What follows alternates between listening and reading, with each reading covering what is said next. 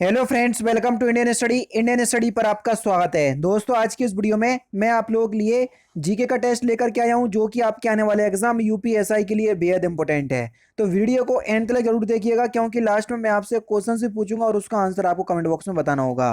साथ ही साथ इस वीडियो की पीडीएफ डिस्क्रिप्शन में टेलीग्राम चैनल का लिंक दिया हुआ है, वहां से आप प्राप्त कर सकते हैं। पहला क्वेश्चन, भ्रष्टाचार निवारण अधिनियम 1988 कब लागू हुआ? तो जल्दी बताइए सर। बता चुका हूं मैं ये। तो भ्रष्टाचार अधिनियम निवारण या भ्रष्टाचार निवारण अधिनियम जो है 1988, ये 9 सितंबर 1988 को लागू हुआ। पहला ही ऑप्शन करेक्ट।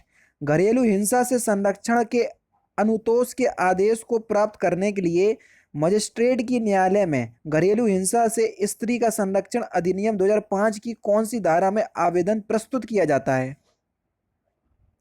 तो कौन सी धारा में? तो सही आंसर हो जाएगा धारा 12 या धारा 12 में। दूसरा ऑप्शन करेक्ट। किशोर न्याय बालकों की देखरेख एवं संरक्षण अधिनियम 2000 में कुल कितनी धाराएं हैं? तो कुल कितनी धाराएं हैं? कुल 70 धाराएं हैं सर। तीसरा ऑप्शन बिल्कुल करेक्ट।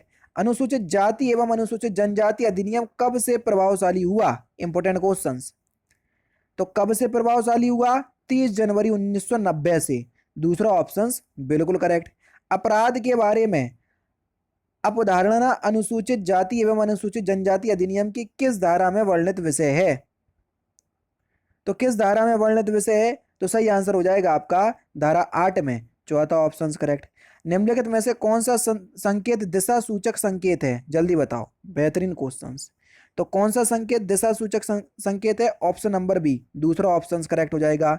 नेक्स्ट क्वेश्चन स्टार्ट करने से पहले मैं आपको बता दूं, दोस्तों मैं डेली बेसिस पे सुबह कितने बजे? 9 बजे, 9:30 बजे स्पेशल क्लास ले रहा हूँ अनअकैडमी पर। बिल्कुल फ्री ऑफ कॉस्ट होती है, जिसमें पॉलिटी की स्पेशल क्लास होती है पहले, फिर हिंदी की होती है। ये सारा कुछ मैं आपको तभी बता दूंगा जब आप मेरी स्पेशल क्लास में आ जाएंगे।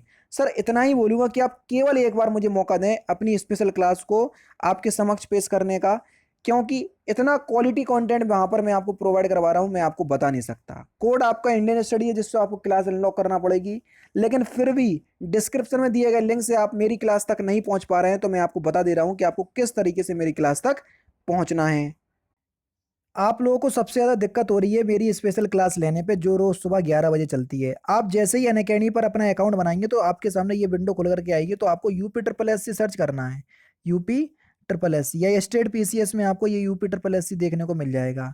तो हमने ये देखो, ये मिल गया यूपी ट्रिपल एस सी, तो हमने इसको सिलेक्ट किया। सिलेक्ट करने के बाद हमने हिंदी को जो है वो सिलेक्ट कर लिया, हमको हिंदी मीडियम से पढ़ना है। आगे की जो आपकी प्रोसेसिंग है वो यहाँ पर हो जाएगी, और आपको यहाँ पर यूपी ट्रिपल एस सी लिख करके आ जाएगा। देखो ये लिख करके आ गया यूपी ट्रिपल एस सी।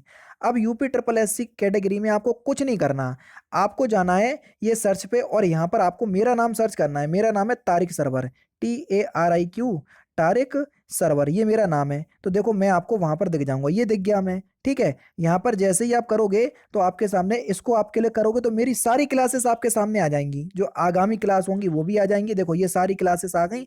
अभी हाल ही में क्लास लेकर के हटा हूँ 37 मिनट पहले।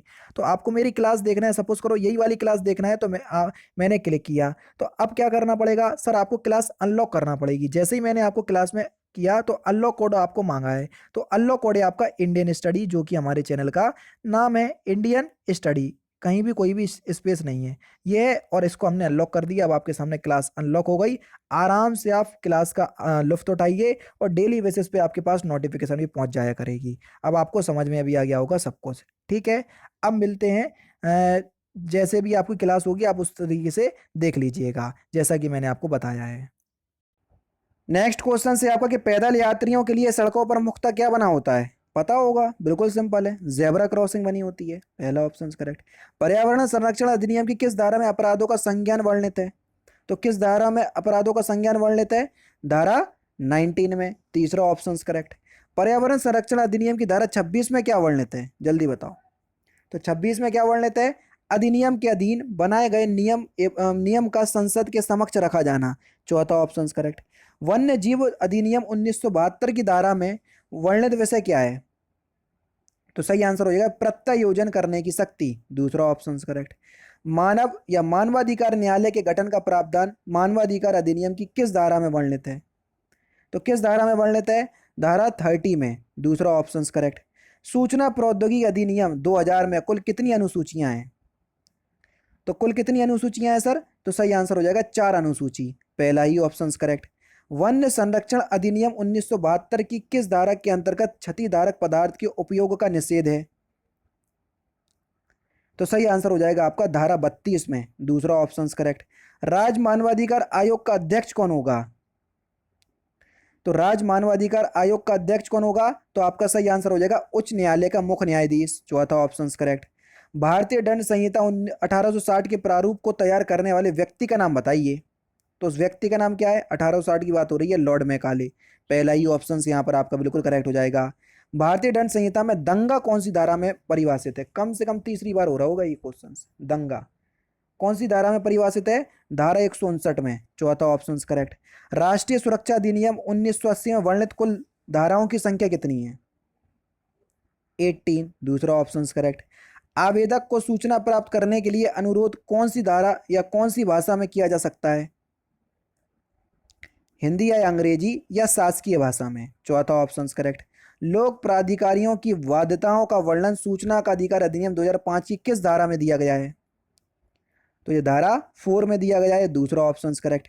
मिलिट्री, जल सेना तथा वायुसेना अथवा अन्य विधि का प्रभावित ना होना भ्रष्टाचार निवारण अधिनियम की किस धारा में वर्णित है? तो किस धारा में वर्णित है? धारा 25 में, दूसरा ऑप्शन करेक्ट। नेक्स्ट क्वेश्चन से आपको कि निम्नलिखित में से किस राजनेता को अपने जीवन काल में भारत रत्न प्राप्त हुआ?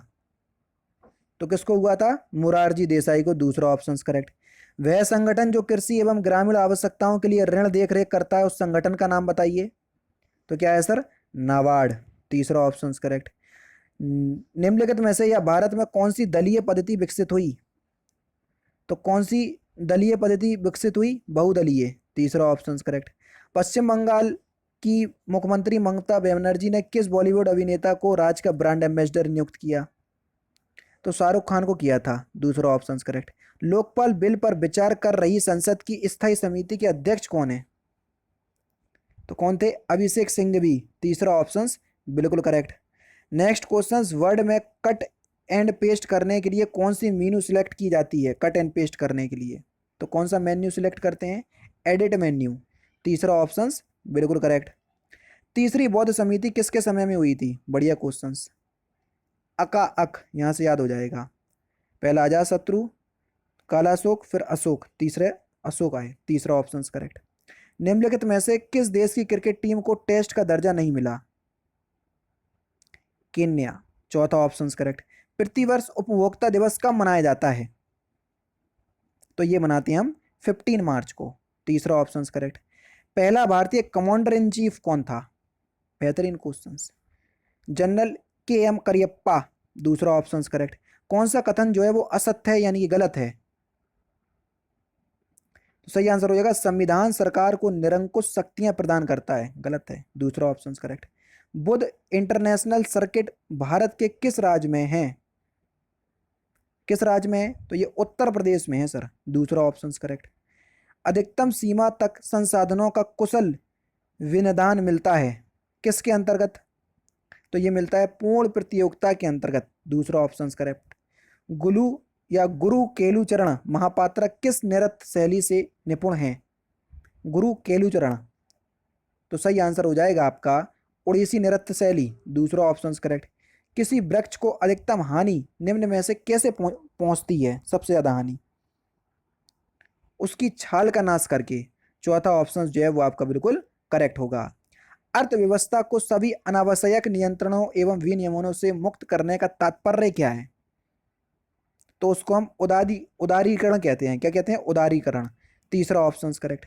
इस्पात या आयरन वस्तु में जिंक के पतली परत के लेपन का क्या नाम है? उसको हम क्या बोलते हैं? तो सही आंसर हो जाएगा यसद लेपन, जिसको इंग्लिश में गैल्वेनाइजेशन बोलते हैं। जस्तीकरण भी कहीं कहीं लिख करके आता है। 18 कैरेट सोने में शुद्ध सोने का अनुपात बताना है। अब देखना, टोटल सोना जो है वो 24 कैरेट का होता है, इन्हें 18 कैरेट का पूछा, परसेंटेज में पूछा है, 100 से डिवाइड कर दो, बस 6 से काट दो, 6 तिया 18, 6 चौको 24, 4 से काट दो 25 बार, और 25 तिया 75, तो 75% जो है वो शुद्ध सोना होगा अगर आप 18 कैरेट का सोना ले रहे कहीं से, दूसरा ऑप्शन करेक्ट। ठीक है। लास्ट क्वेश्चन, भारत में कृषि आय की गणना की जाती है किस विधि से? तो इस क्वेश्चंस का आंसर मुझे कमेंट बॉक्स में बताएंगे आप। ये थे आपके कौन से दोस्तों 40 जीके के इंपॉर्टेंट क्वेश्चंस जो कि मैंने आज की इस वीडियो में आपको कंप्लीट करवा दी है। वीडियो अगर आपको अच्छी लगी हो तो प्लीज़ दोस्तों वीडियो को लाइक और शेयर जरूर कर दीजिएगा। तो दोस्तों फिलहाल की वीडियो में तो सिर्फ इतना ही। अगर आपको वीडियो पसंद आए तो प्लीज़ दोस्तों वीडियो को लाइक कीजिए, शेयर कीजिए और साथ ही साथ हमारे चैनल को सब्सक्राइब करना ना भूलें, क्योंकि मैं रोजाना इसी तरह के वीडियोस आप लोगों के लिए लाता रहता हूँ। नमस्कार दोस्तों, जय हिंद, जय भारत।